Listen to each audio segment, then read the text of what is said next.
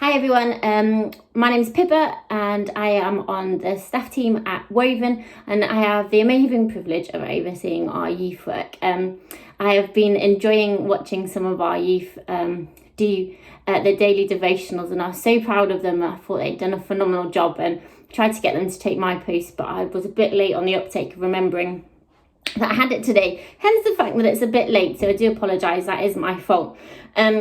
My life has been a little bit crazy. So what we're going to do is going to read from Acts 13 to 20. I am reading it from the Passion Translation just because I really love it.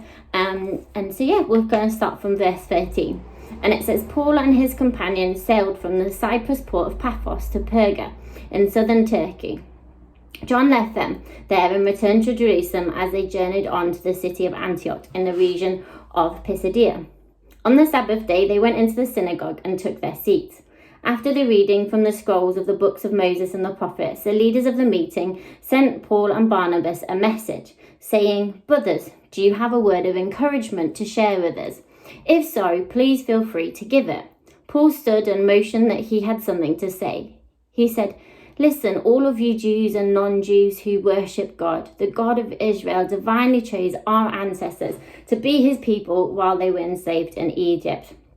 He made them great both in numbers and in strength until he unveiled his mighty power and led them out of bondage. For nearly 40 years he nourished them in the wilderness. He was the one who destroyed the 7 nations inhabiting the land of Canaan and afterward gave the land to his people as their inheritance. This took about 450 years. Now, I was a little bit slow this morning and today and realised I was like, oh, I'm supposed to be doing the Woven devotional.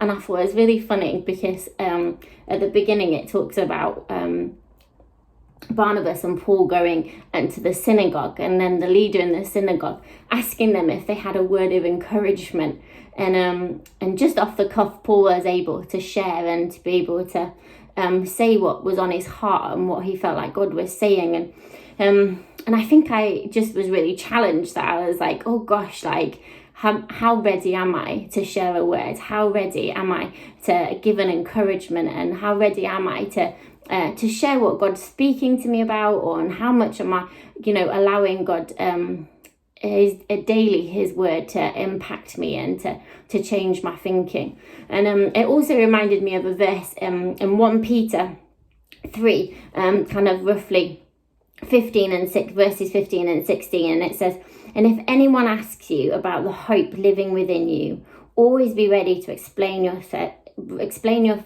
with gentleness and respect." And I think that's a really real challenge for all of us, isn't it? Is this, how much are we able to often explain this hope that we have in Jesus to the people that might look at us and think, what's different about you? And I hope people do see different things about us. But I just guess I was really challenged about today being like, oh, me being last minute and me not always knowing what's going on and thinking, oh, I'm supposed to do a devotional today and I need to share something of what God's speaking to me about through this passage. And it just really struck me that was a real challenge for me to be able to say, actually, how ready and raring am I to share my faith and to share that encouragement and that knowledge or what God's speaking to me and sharing about. So that was my first thought for today. The second one was, Paul just reminding them, the non-Jews and Jews, just about the history, their ancestors, and what God had done in the past, and what God had done through the Israelites, and God bringing them out of Egypt and bringing them out of bondage and slavery.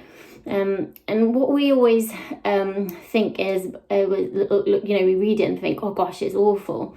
But actually, God used that for good, and he prepared the people and he prepared a way. And then not only did he then take them out of Egypt, he then had them in the desert for 40 years. And they were like, what's the point? We just came out of slavery and now we're wandering around the desert for 40 years. What are you doing, God?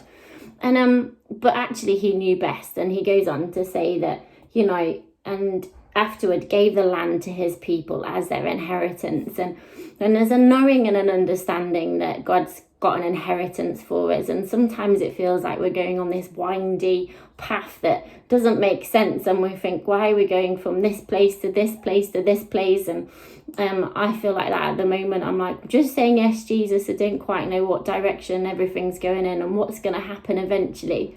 But I'm choosing to trust you, and I'm choosing to follow you, and I'm choosing to say yes. And even in the unknown of maybe even wilderness, like, what's God doing? And knowing that, you know, my inheritance is him and his love and his goodness, and getting to spend eternity with him. That's the end goal. But the journey there and the journey whilst we're on earth and whilst we're here is unknown, and sometimes it doesn't make sense.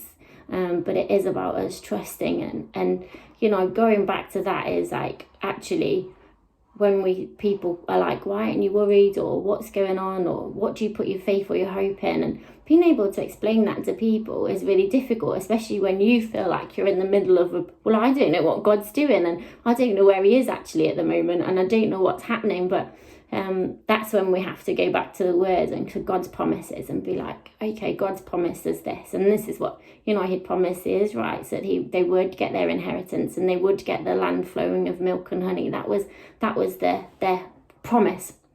And so today, just ask God, what is it? How do I know what my hope is in you? And God, what's your promises to you that I'm going to cling to today? And so I'm just going to pray, and then we're going to close there. So Jesus, I thank you so much for the fact that you can daily encourage us, Jesus, and that you can just speak to us in so many different ways. And I just pray that where someone might have just needed to hear that little encouragement today, that you would just speak to their hearts, God, and that you would guide us and lead us and direct us in all that we do and all that we are. And we ask this in your name, Jesus. Amen.